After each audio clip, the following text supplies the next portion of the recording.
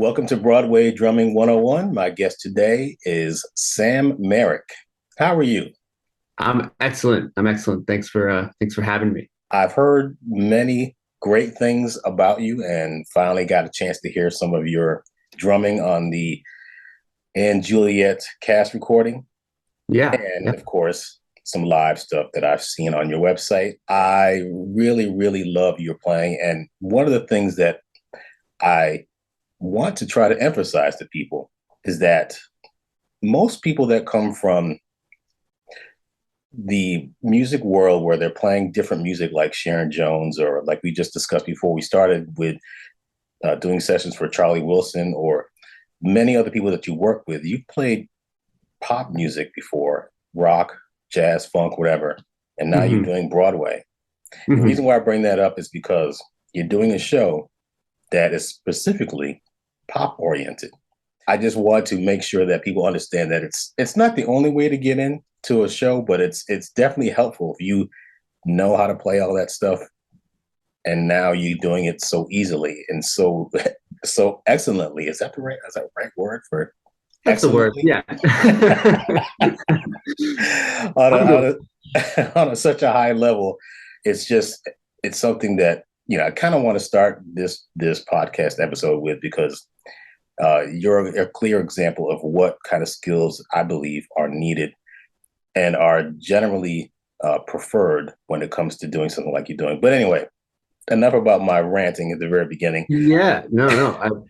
I have lots to say about that. I guess you're from Nashville or DC or Brooklyn. The last few years have been a bit of a whirlwind in terms of my geography, but I'm from Vermont originally, went to college in Boston, moved to New York, got a bartending gig, kind of started meeting more people, playing more music, and eventually could cut out the bartending stuff and was just playing music full time. And yeah, that's I've just been kind of rolling. Did you want to go to music school or did you study something else in college?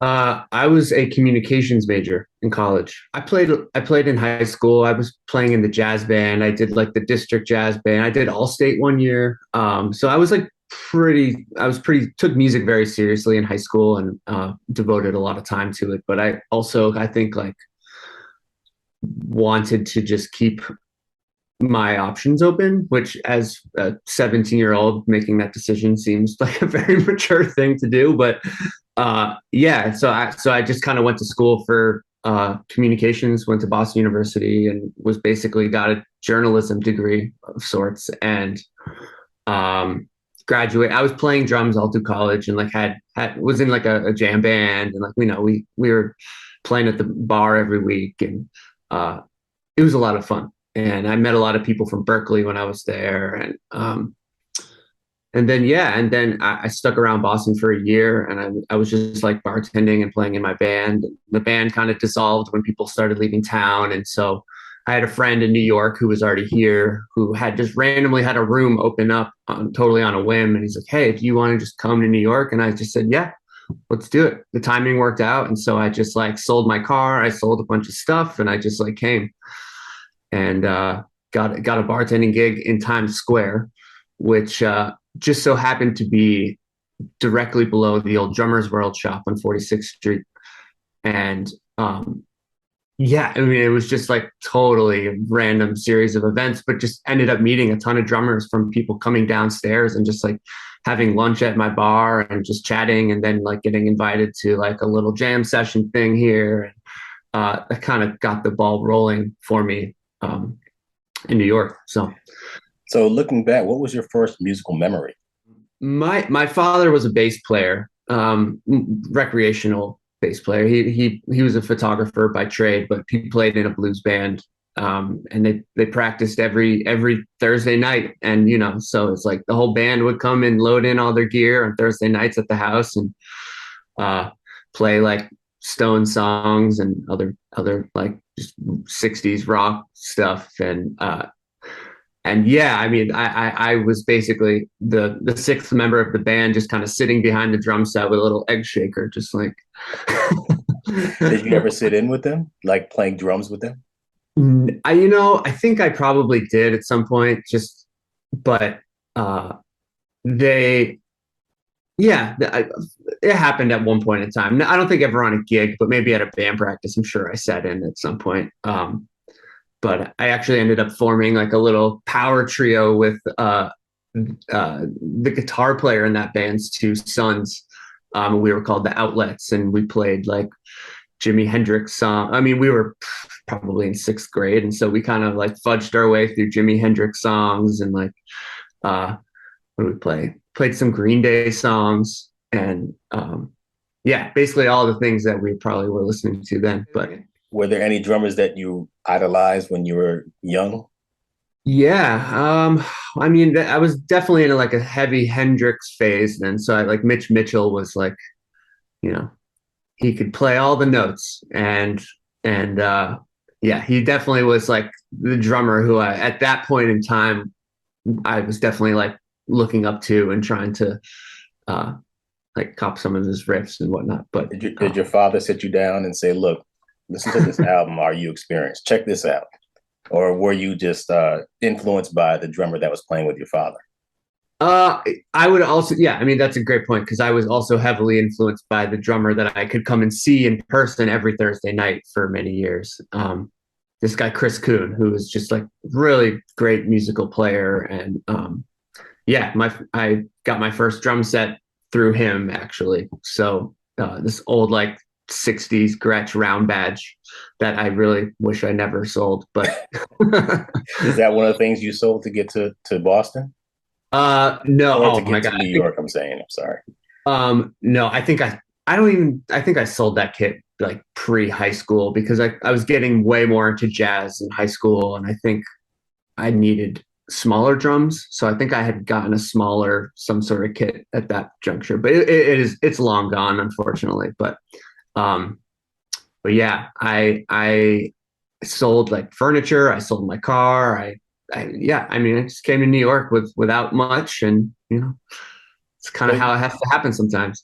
so you were in jam bands when you were at Boston College, were Boston University, yeah. Boston University, sorry. Were there, was that some of the kind of things that you were aspiring to be like? You want to be like Fish or Oh, I would have loved that. Yeah. Yeah, like I think at that stage, I mean, I was super, super into jazz in high school. And I think by the time I got to college, I started kind of like gravitating into more just like groove based music with an improvisational element. And I think that I kind of just naturally gravitated toward bands like Fish, like Medeski, Martin and Wood, some of those early or not early, but like the John Scofield bands with Adam Deitch, Lettuce, yeah, like bands like yes. that. So that's kind of where I feel like my musical tastes took a big turn.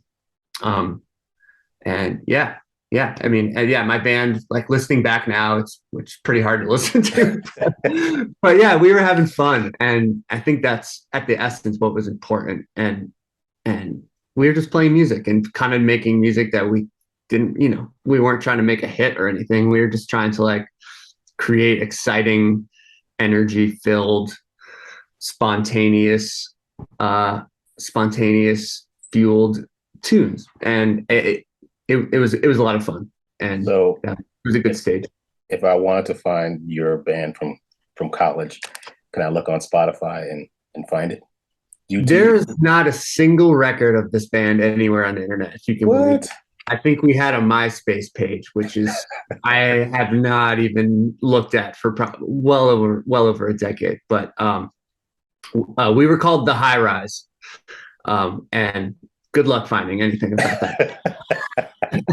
Somebody might have some bootleg tapes from like, a tape that said, what, when were you in college? What years? In the 90s? Uh, 2000s? this was in early 2000s. So 2006 is I think when we made a little EP All right, at so you wouldn't have I guess you wouldn't have a cassette then. You probably have No, this was post a. cassette. But yeah, there's probably at my mother's house in Vermont, there's some box with like 100 high-rise CDs. Uh, Yeah. that's funny. So you moved to Yeah. New York and you got a bartending gig under Drummers World, which I really, really, really miss that shop. Yeah, and there were just, like I said, there were some people, especially the guys who worked at the shop, would come down and have lunch. It was a Cuban restaurant that I worked at, so they would just come down and have lunch, uh, and then one of the guys was like, "Oh, hey, I'm doing this." I forget how it came up, but I played him some recording that I had made back in Boston or something. He's like, "Oh, you do play drums? Cool." And he's like, "Hey, so I every Monday there's like this thing at Rose Live in Williamsburg, which was this old club. It's now gone, unfortunately, but basically, yeah, every Monday night there was like kind of like a soul R&B Afro beat session that was led by this guy Chauncey Yearwood, who also worked at the Drummers World shop, I think, for a little stretch. But yeah, just one of like the sweetest people in the world, and great vocalist, great percussionist, great drummer. Um, and he really was so welcoming to like new people coming into the fold, and like was always like, I would after my shift on a Monday night, I would take the train out to Williamsburg and like go there, and it was always just like, "Oh, Sam, like come sit in and play a song," like, and he didn't really know me, but he just was so welcoming, and like that was the community there. And I can still pretty much trace back like 90% of like my New York network had somehow stemmed from the connections and friends that I had made at those Soul Survivor sessions at Rose. Um, so that was just like a really getting the bartending gig there, meeting Chauncey, meeting Taylor, meeting Dave, and it was all like for a very fortuitous stream of events to where I have ended up. So those sessions where you went and sat in and you met other musicians, what led you to be able to say, you know what, I'm leaving this bartending thing behind. I'm doing the next thing. I'm playing drums full time. Yeah. Or Well, are you still bartending? No, I'm just kidding. no, no, no. Not that there's anything wrong with that. Because it's a great flexible gig if you can do it and still keep your eye on the prize of playing music. But I guess it was in 2015 that I think I finally just quit the bartending gig, and it wasn't. I had it really good too. I was at the time working in the East Village like 2 days a week, and really flexible, really low key bar. I played my own music. It was a really great place to work. But I think, yeah, that was like right around the time where I was just basically gone for the whole summer touring with Sharon Jones. And I was just like, yeah, I think it's time. And I just decided to just do it. And yeah. You went on tour with Sharon Jones and the Dap Kings. How'd you get connected with them? I guess, I mean, I was playing a lot of soul jazz, like organ trio kind of stuff around that period, and through people that I had met at that club, Rose. And we were just doing some like local bar gigs, and I think uh, the one of the office managers at Daptone would always hang at the bar that we used to play with, and we kind of we knew him, we were friendly with him, but he knew that like the tour was needing somebody to sub for the summer. It was a tour, like national tour opening for the Tedeschi Trucks band. Yeah, playing some big venues. And so anyways, he asked me if I wanted to audition, and so I went and like one afternoon and just played I think like 5 or 6 songs with the Dap Kings at the studio in Bushwick. And yeah, got the gig and went out that summer. And up to, yeah, I mean, that was like the biggest thing I had done up to that point in my career. And yeah, I mean, I got my butt kicked, man. It was a hard gig. It was In a what really hard gig. in what way? Well, musically, it taught me just like coming into like a completely new, unfamiliar circumstance where I didn't really know anybody. Sharon was just a really I mean, she was an amazing band leader, and but just like really knew what she wanted in terms of tempos and things, and like they kind of varied from night to night depending on kind of how she was feeling, and like basically like the normal drummer who plays on all the records, Homer. He basically was like, yeah, just like watch Sharon's feet, like they'll tell you everything you need to know, and like um, that band also just like they kind of everything was very calculated, but also very loose at the same time. And so, if I can explain that, like, there's just going to be like the part and the groove and the way that everything's locking is so specific.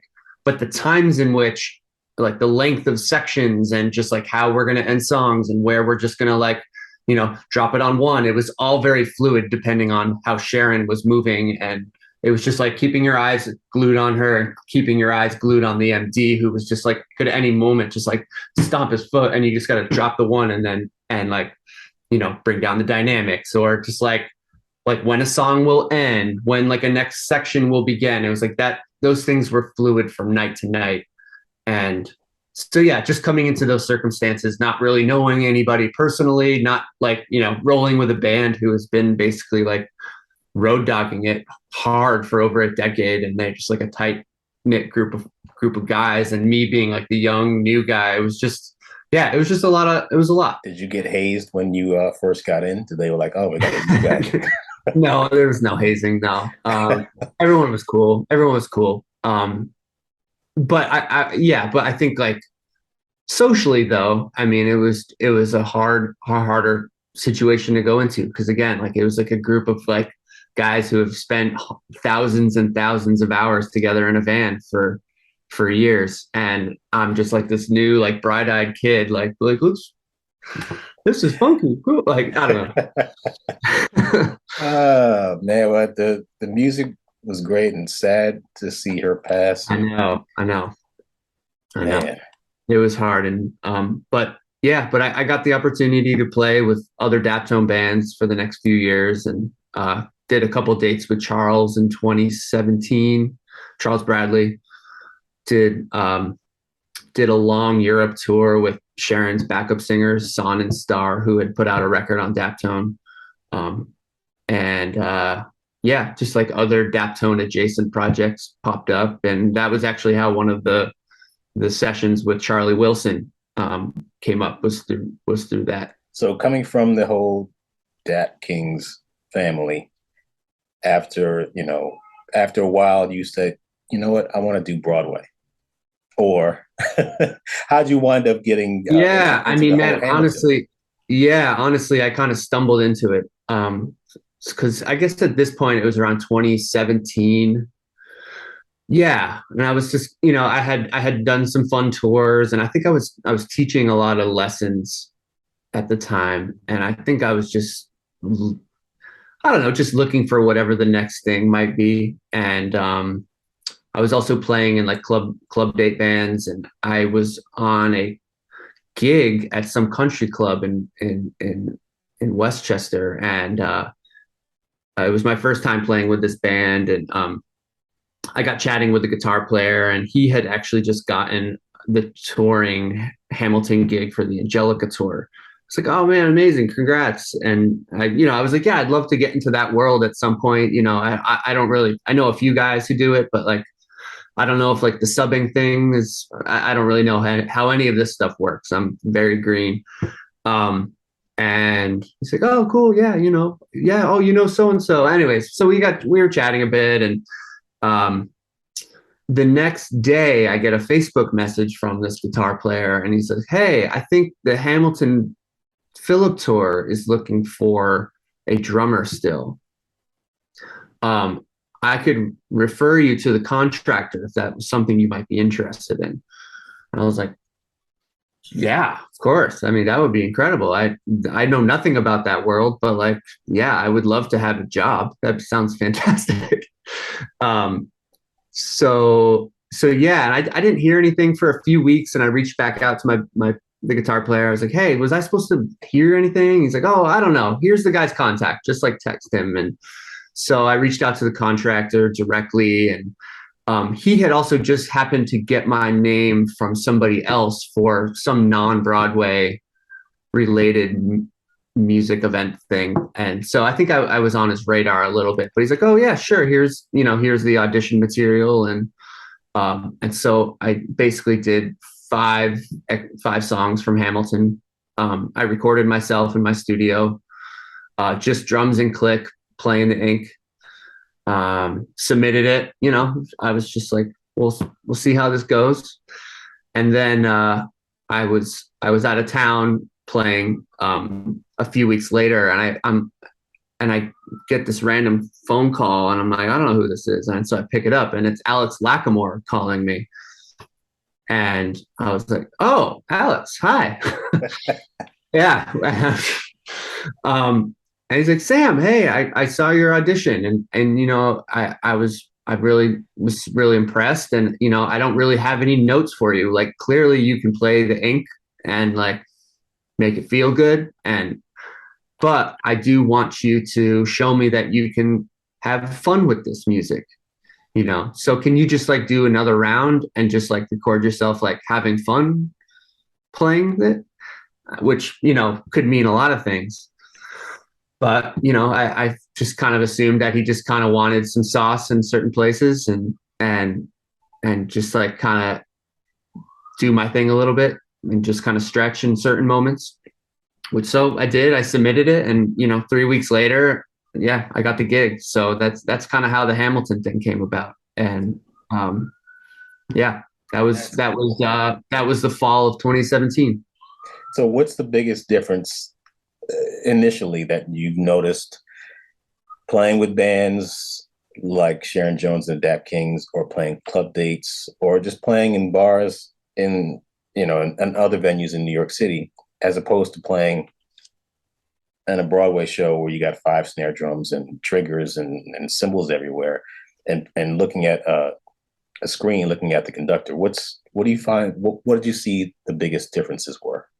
The specificity of what you're playing in Hamilton is obviously on a different level from any of those kinds of gig situations you named. Like, I mean, it's like that show in particular is highly, highly specific in terms of like what notes you play, what notes you don't play, dynamics, orchestrations around the kit for fills. Like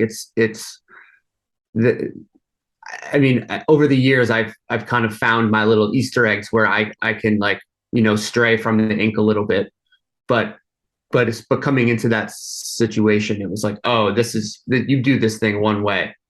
And I was always coming from the school of, if I feel like I want to play a fill a certain way, I go for it. And like, I hit it hard, and like, this is how it's going to be. And Broadway in general, and especially Hamilton, was not that. And so yeah, I honestly didn't know if I could play a full show of the ink and like do that thing. I didn't know if I was capable of it, truly, because I was always into a lot of improvisational music, and like things like I very much like followed my musical intuition in kind of all musical scenarios. And this was one where it was like, you kind of just had to separate that for a bit and just, and do what this particular job required of you, and only that. And so, yeah, that was a big adjustment. And yeah, it was a learning experience. And I mean, that book is infamous for just being super specific and really hard, and clicks dropping in and out, and a lot of conductor following, which I also hadn't really had much experience with. But yeah, I mean, that was definitely the most challenging thing I had done in my musical life up until that point, for sure. Where was your first show? The tour opened in Seattle in January 2018, and yeah, I mean, it's just like, you just suddenly, your life, I'm just leaving New York, I'm just gone, and we just like end up in Seattle. And it's like, all right, I guess I'm here now. And it's a very strange reality that you suddenly have to grapple with. But yeah, we started in Seattle. I recommended one of my good friends and amazing bass players, Jordan Scannella, for the gig, and he auditioned and got the gig. So I was on this journey with like my good buddy and and musical partner, rhythmic counterpart. So that I think made the whole situation put me a little bit more at ease, just having some familiar people in my camp. But anyways, yeah. So it was just like 2 days of rehearsal in Seattle in the lobby of the theater, and then we did a sits probe, and then we're off to the races. Dress rehearsals, tech, the whole thing. I mean, it was a massive life shift, uh, and I welcomed it honestly, because like I said, at that point in my life, I was like I had done some fun tours. I had some teaching things. I was playing some fun gigs, but I was just like, okay, what's the next thing? And that next thing came along in the form of Hamilton, and so I definitely like embraced the road thing. I didn't have a partner at the time, and yeah, there was all the reasons to go on tour were good ones, and I was like, oh yeah, this makes total sense. But the reasons for being on tour, the reason for it being a really difficult thing to do is, yes, you are just gone. And this is not like a rock tour where you go away for 6 weeks and then you come home and then you're like in your space. And no, you are just straight up gone. And Hamilton, especially, it's like there are no layoffs. So it's, a lot of touring shows, they'll have like, you'll be out for 3 or 4 months and then you'll have 2 weeks off, 2 weeks layoff. But this show was not that, because at that time it was like the new hot thing on the road. And so it was a hot ticket. So every city, we were going, and we were just doing every city without breaks. And so yeah, I was just gone, and that was hard to grapple with over time, just because it's like you kind of lose your feeling like you're losing your value in the musical marketplace, so to speak. All the friends and your musical family in New York you're gone from, and you miss a lot of holidays with family. But I guess yeah, I mean, let's just say that like when I left Hamilton a few months ago, it was the right time to do so. And I was, I left feeling really grateful for the gig. I mean, it really changed my life, honestly. Yeah, I mean, I met my current partner on the show. She worked for the company as well, and we've been together for 4 years. And I was able to buy a house, like just like things like that I just like things I didn't really know, I didn't think were possible for me at that like prior to Hamilton. And so yeah, I mean, I think more good came out of that experience than anything. So how many Hamilton tours are there? It started out with 2, and there was one sit down in Chicago and one sit down in San Francisco. Chicago has since closed. San Francisco has turned into a tour. So technically right now there are 3 touring Hamilton companies, 2 of which are closing in the spring. And so the Philip company, which was my company, is going to be the one that continues onward. That's so interesting. All these connections. So yes, I played Ain't Too Proud, and the drummer that does the podcast for Working Drummer, the Working Drummer podcast, is going out and playing Ain't Too Proud because Q left the Ain't Too Proud tour that took over my chair. Yeah, it's a whole shuffle. So now it makes sense. I was like, wait a minute. Now I'm putting all this stuff together. So you left that tour 2 months ago, which Q took over, and now you're doing and Juliet, which is contracted by my good buddy Mike Aarons. Yeah. And Juliet came about that one of my oldest musical collaborators is this guy Dominic Falacaro, who's the MD of And Juliet and one of the orchestrators. he co-orchestrated the whole and arranged the show with Bill Sherman, who also had worked on Hamilton and In the Heights and a slew of other things. But Dominic and I we go way back because we had played in bands together in New York from in like 2009 to, yeah, and made a lot of records together basically until I left for Hamilton. And so the timing of the whole thing just kind of really worked out.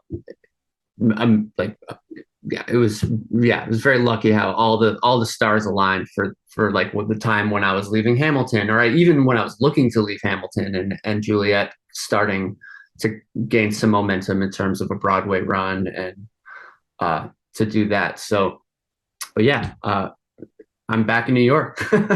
So it's been a wild ride. So that person was, who was it again? His name's Dominic Follicaro. He's a piano player, producer, and he's the MD for & Juliet. Did you do any of the out-of-town tryouts for this show? I didn't. So & Juliet was running in London, and still it opened right before the pandemic. I think they opened in November of 2019, if I'm not mistaken. But yeah, they're still running in London, and I wasn't involved in any of that. But for the North American company and the company that's now on Broadway, I only did the pre-Toronto, which was the pre-Broadway city. I only did the pre-Broadway rehearsals, which happened to be in New York this past summer. Because at that point we didn't have a theater, we didn't have a date to open on Broadway, so they basically there was no reason to take me to Toronto and have to deal with the Rule 24 situation and do all that.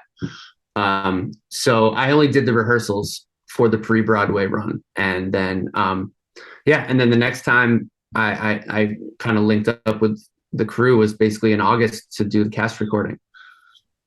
Which brings me to that specific topic of the cast recording. When I was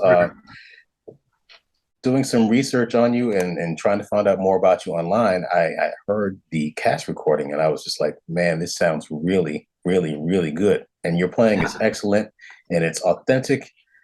And one of the things that we talked about before we started recording is how knowing certain genres and being familiar with them and knowing how they, how the language of certain styles of music can assist you with a Broadway show, especially something like & Juliet, because it's primarily pop music, and knowing how to play that stuff authentically makes your job and the music director's job and trying to explain things to you much easier to you.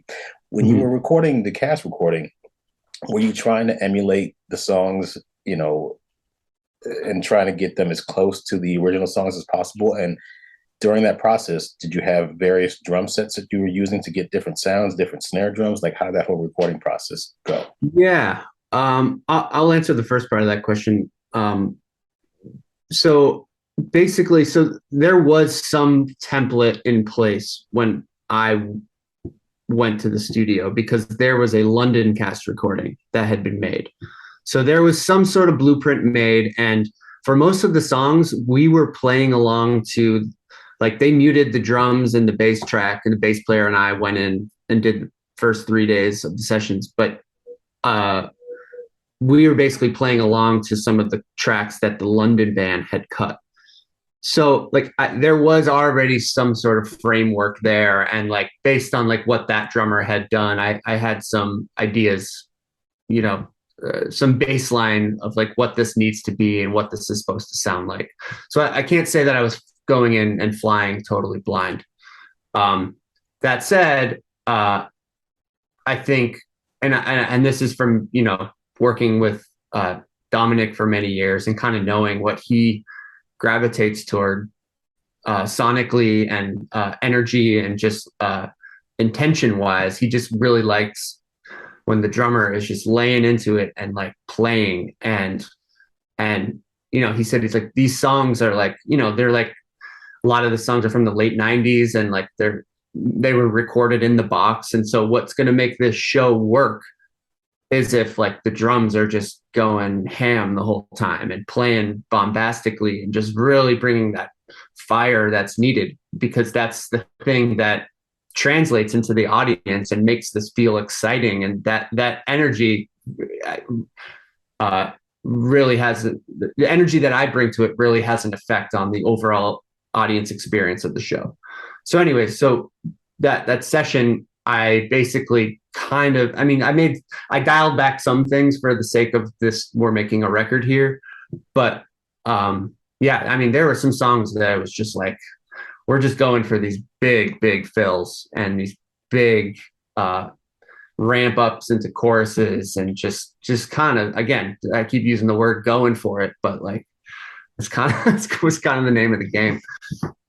So as far as the drums that you used and the different snares, I noticed there were sounds that you were getting. Was that something that you brought in snares, or they had different snares, or did they just? No, we used for on, I mean, there's like 29 tracks. I think for almost 25 of them, we used one drum set, and it was an old Ludwig that was just at the power station. That's like it was so big. It was the big, yeah. It was very funny. I was not used to playing drums this big, because the kick was 24. It was Wow.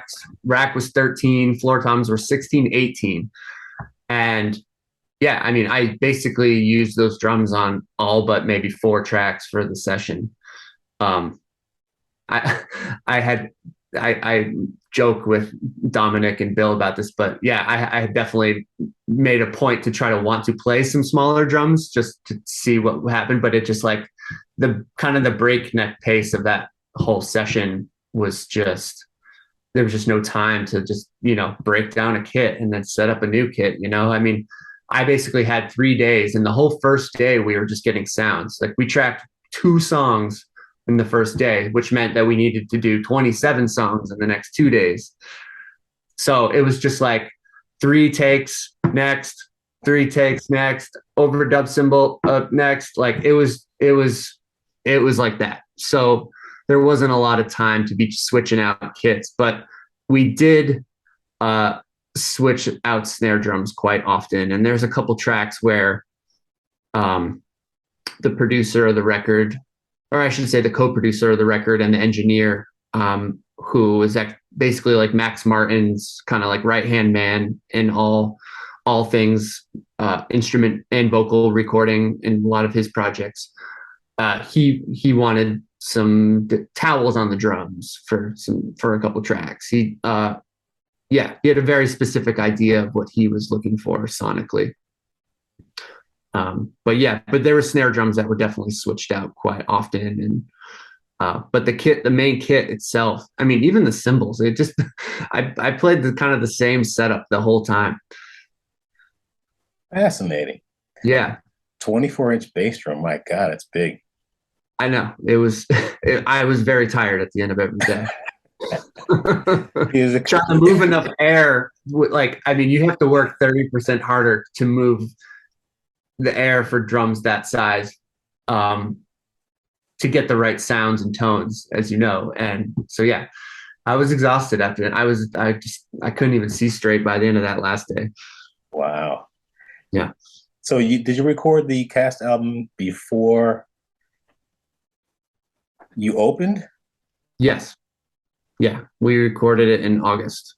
So we basically did 2 days of rehearsals with the band at a rehearsal studio, just to kind of get familiar with the music and just meet each other. And then 2 days later, we're just in the studio cutting it.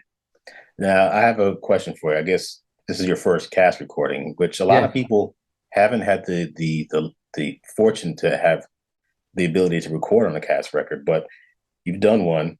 Now that you've been doing the show for a while, do you feel that if you went back and recorded it again, it'd be a lot different or better? Oh, it'd be so much better. I mean, I hate that feeling because, I think it's happened to me maybe once or twice. Yeah. And you listen back, you're like, oh man, what I do now is so much better than I know, man. I'm like, oh, I could have just made that thing feel better. I would have, chosen a different thing here. I mean, we can drive ourselves nuts just Yeah. thinking about that. But there is something to be said for just like that that snapshot of time was captured. And I think the level is still pretty high and it sounds incredible. So it's like, yeah, this is cool. This is what it is. This is a vibe. And Yeah. um and I think the importance was just that the energy was there, the intention was there. Um and yeah, listening back to it now, I mean, I hear some stuff. I'm just like, oh God, I wish I just knew how this thing was supposed to feel a little bit better. And just like again, we can drive ourselves nuts saying coulda, shoulda, woulda, but yeah, I'm pretty proud of it the way it turned out, and yeah, people seem to dig it, and yeah, I mean, my kit for the show is also just totally different than the kit that I had recorded all the tracks on. I mean, I'm using like definitely a more like modern drum, like pearl maple gum kit, 10, 12, 14, 16, 3 snares, a lot of like bunch more cymbals. Like it's a pretty serious rig. Um and yeah, it's just like a totally different approach. Are you playing electronics in the pit too? Yeah. Yeah. I have a bunch of triggers, SPDX, yeah, yeah, doing it all the bleeps and bloops. Yeah. So you are on Broadway now. It's 8 shows a week. Now you were on tour for since 2017, right? Early 2018. Yeah. Early 2018 until 2 months ago. Yeah. Obviously, there was a little blip of time that you weren't, but you were doing the same thing for so long and didn't. You never took a day off, did you? No, I mean, we had a couple weeks of vacation every year, but yeah, I mean, you're doing the Ocho if you're on the road. Um, The old show. there's no the hateful eight. There's just no, I mean, there's just no way around it because, like, especially for a book like Hamilton, if you need a sub and your tour is in Des Moines, it's not like a thing that some the average or really even like exceptional players can just go in and sight read. Um, so anyways, yeah, so we do all eight every week, kind of week after week, and it's a grind. It's a mental grind, it's a physical grind. So now on Broadway to like not necessarily have to do that if I don't want to is a pretty mind-blowing change. So I was gonna bring that up. You don't have to be there. What would you call it? The hateful eight or doing the ocho? The Ocho, yeah. You've done the Iron Man course on the road. Now you're coasting. Now somebody's bringing you along in a rickshaw. You're like, man, I made it. I'm cool now. Now, when you're on Broadway, you can take up you can take off up to 50% of these shows and do other things to basically get your mind off of what you're doing at the show and stay in the marketplace and just do other things musically. It's a very good perk. Um, since you didn't take off when you're at Hamilton and you can take off when you're at and Juliet, have you started to think about who you're going to possibly hire as a sub and what you're going to be looking for? Yeah, yeah. I have the book out to some guys, and I've had a guy come in and do the show already. I have another one doing 2 shows this weekend, just to get them in the rotation and just getting them up to speed. I mean, in this era where you can come in and then get a test positive for COVID, for instance, like that's like you need to have people, and it's just the kind of the new reality that we all have to kind of grapple with. And so I've made it a point to kind of get people up to speed and get in there early, just because I mean I can't think of anything worse than to have to cancel a show because there's no drums. So yeah, as for this, so this show's I think a little unique in terms of what I'm looking for and what I know that the music team is looking for. And I know I spoke a lot about during we're doing the album recording process about energy and intention and laying into it and just like going for it.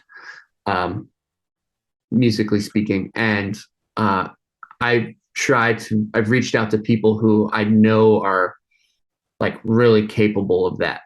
Like, like there are some fills in the show and some moments that are orchestrated and written in the ink because they have to be a certain way based on choreography, based on, a slew of other factors.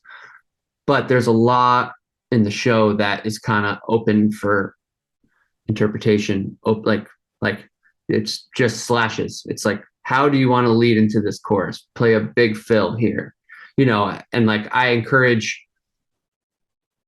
my subs and people learning the book to be like, yeah, like if you don't really if you're unsure, just like play what I play, and you can come in and just be be a mirror of me in the pit. And I think that's the typical Broadway sub ethos, is just be a mirror image of the guy who holds the chair. Now for And Juliet, I think, like, again, like this show requires a certain level of energy and spontaneity and explosiveness that has to be conveyed from the drum chair. And, there's more that, like, it's pop music. There's a lot of different ways to play like a big rock Bonham fill going into this section, and like I called guys who I knew had whose musical intuition that I trusted and really respected. So, and I tell them, I'm like, look, like I've highlighted in orange on the score the things that you have to do. You have to play this ink. But these slashes in this other moment, like I want you to like stretch a little bit. I want you to like lay into it and like follow your musical your musical intuition, because that's what this show calls for. What do you think a drummer should never do in a Broadway pit? The drummer should never be unprepared. I think that is, I mean, are you referring to any drummer or specifically subs? Subs, really. Okay. I mean, I think my answer stands. Just like always be as prepared and put in more time than you think you should and be over prepared. Like, and it shows when they're not. Never be unprepared. And yeah, I think, yeah, I'm going to stick with that answer. What advice would you give to someone that's interested in playing on a Broadway tour or a Broadway show? My advice would just to be fluent in different styles and learn how to play them authentically. Like I feel like what MDs and orchestrators and contractors are looking for these days are people who can, again, like create energy in the room through playing, through their drumming, and like having, like, we all know that like the mixes in a lot of Broadway shows are not super favorable towards the band and definitely more for the vocals.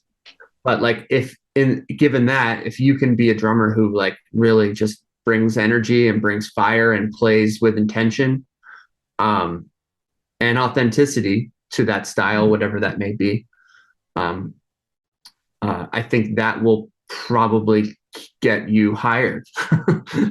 Like, people don't want someone necessarily who is just like only into boom chick and theatery kind of stuff. They want people who can like lay into some rock things and make it feel really good for the rest of the band. And honestly, I don't think that kind of advice is that different from just like being a good working drummer in general. I really don't think it's that different. And being able like to work in Broadway and to do the thing, and it's definitely a certain skill set that requires you to know how to like follow a conductor and to do those things and like really know how to play an ink. But at the end of the day, I think it comes down to just playing with intention and playing with authenticity and like making things feel good, making things groove, making things feel good. I mean, that to me is paramount. Say, for instance, the show And Juliet closes in the year 2052 and you're still playing it. That'd be great. Would you say, you know what, I want to go work for the New York Times if it's still around? journalism since you studied that? Oh, listen, I'm open to a lot of things. I mean, in the pandemic when things were looking pretty bleak and for live music and theater and things, like I took up like kind of a tech support job. And I did it when I was on the road a few hours a day just because I had time. And so I'm not opposed to like some career pivots in any way. I mean, I think it's healthy. Makes you appreciate going in and playing drums a little bit more. The person that you were in Vermont going to Boston University. Yeah. And said, you know what? I want to do this over again. What would you change? I wish I was a little bit more, looking back, I wish I had a little bit more discipline in terms of practicing and like really working on the drums from a technical perspective. I feel like I gained a lot by just playing music for the fun of it, and versus going to school. I think there's something to be said for nobody telling you how to do one thing or another, but there is an element of just I wasn't ever like forced to go into a practice room for 3 hours and be like, no, I have to learn this solo and read it note for note, and I have like like stuff like that. Like I never did that, and I think as I'm working today, I'm still, I feel like I'm not the strongest reader overall, but I feel so there's like things that like I wish I did back then. So those tasks now would be a lot easier. But as far as my trajectory of going to non-music school and doing what I did, I mean, yeah, I wouldn't change anything, I don't think. So I feel to good a, about that. so to a young person that's in high school and they're like, you know what, I need to go to Berkeley, I need to go to Juilliard, I need to go to University of North Texas, I need to go to USC, I need to study music, I need to study theater in order to be on Broadway, because that's all I want to do is do exactly what Sam Merrick is doing. Would you say, no, kid, don't do that. Go out and play and play with be the new drummer for Dave Matthews Band, which I don't know what happened to Dave Matthews Band, by the way. I'm sorry for going off on a tangent. Are they still around? Oh, they're still playing arenas, and Carter Beauford is still ruling. Really? Oh, Yeah, good, yeah. good. But yeah, if a young kid came to me, and I wouldn't discourage them from going to music school, because I think some people need that structure, and I think it's probably healthy. I would say don't take out a lot of student loans to do it if you are going to do it. Do not do that. That's one thing I'd give a hard no to. And I also would say probably don't study theater. Go study jazz performance. Study I don't know, anything that, like, again, this kind of goes back to what I was saying about just learning all these other styles very authentically. Like study like the things that make music feel good, and like try to like find that thread, because if you do find yourself in a theater setting, your ability to do that at a high level, I think, trumps your ability to thrive. Like, it's more important to know how to do that than to just like be familiar with a lot of classical theater musicals and knowing how to, play chimes correctly. And musical theater in today's day and age, just knowing how to play drums at a high level and making things feel good and play with intention trumps everything else. I say this all the time to a lot of people that I interview. Amen. Yeah. I feel like if there's anything I miss a lot about playing music, it's playing in a live environment and like seeing people in a room. And now that I'm back in New York and able to kind of sub, I'm hoping to kind of get into more of that and kind of reconnect with that kind of just playing in a room with people. And because I mean, I've been basically with the exception of maybe like 2 or 3 gigs in the last 5 years, I've just played in a pit in a box, and in my home studio. But that's so hoping to have some fun and play music with friends. I think that's what it all comes down to. what kind of gear do you use in your pit? Yeah. I endorse Pearl drums and Vic Firth sticks and All Clair audio in ears. So I use all those things in the pit. And Big Fat Snare Drum, gotta give them a shout too. But I have a seven. Well, I have a maple gum pearl kit. Toms are 10, 12, 14, 16. I have a reference pearl snare drum that's 20 ply maple, super heavy, loud, cracking drum as my main snare. And I have a kind of a 14x8 big fat snare that I use from time to time, and also a piccolo snare, all pearl. And and I have a collection of Zildjian cymbals that I like, mostly K's that I just love, and I use a bunch of external trigger pads to trigger some sounds. So not every electronic sound lives on the SPDS unit.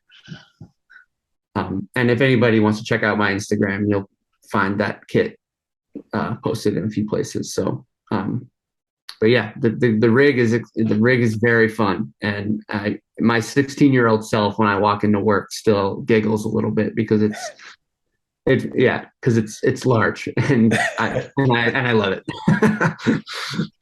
That's cool, man. That's Yeah. cool. So you also work on various other things at home. You have a home studio and you record samples. Tell me about that. Yeah. So during the pandemic, I landed. My tour was in Toronto when everything shut down, and I had at this point given up my apartment in New York. So my partner and I landed in suburban Maryland, outside DC, at her family's house, and so they had a room in the basement that was just kind of empty, and so I drove up to New York one afternoon and went to my storage spot and just grabbed all my drums and all my recording stuff and drove it back down. And so I had a little setup in this room we were in this house for basically 11 months. And so after being on the road for 2.5 years straight, I finally had like all my gear in one place and just like all the time in the world to just like track drums and work on recording and do that thing. And so I kind of started collaborating with a good buddy of mine, another producer who I played a lot of music with and worked a lot with in New York before I left with Hamilton. And he had been making sample packs of like keyboard patches and different synth wave files that he would put in these bundles and sell on this website. And so he wanted to do a drum break pack with me. So what I would do is just, we needed about 30 kind of motifs per bundle.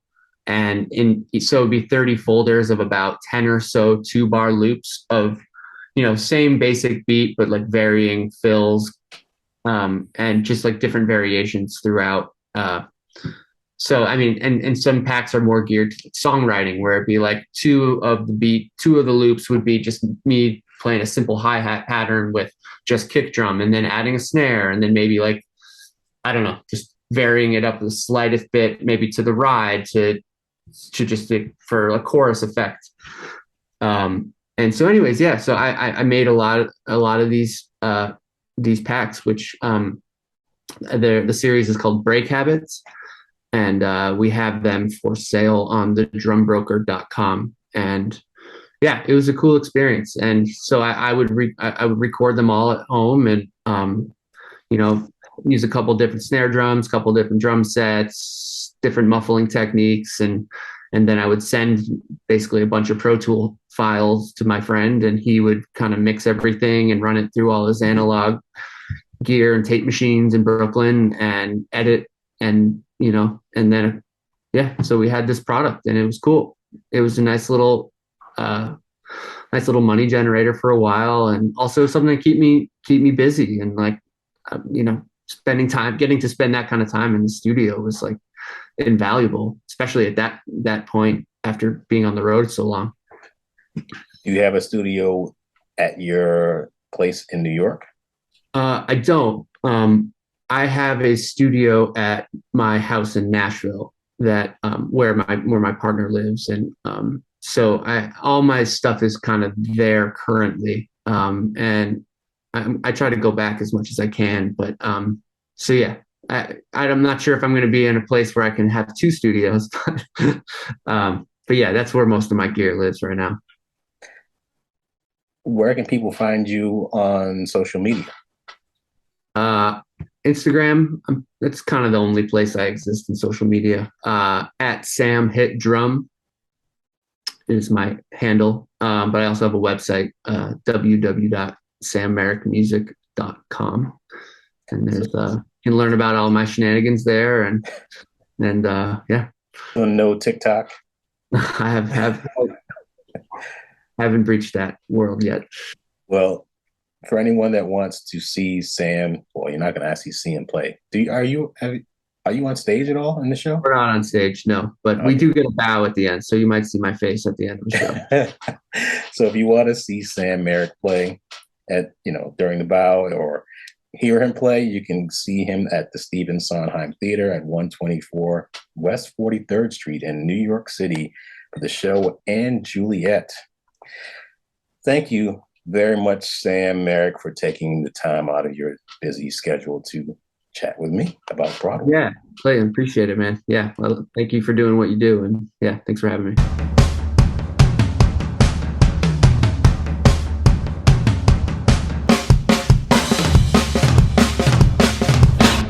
Thank you for watching the Broadway Drumming 101 YouTube channel. If you like this video, don't forget to subscribe and click on that bell icon so that you'll be notified when a new video is released.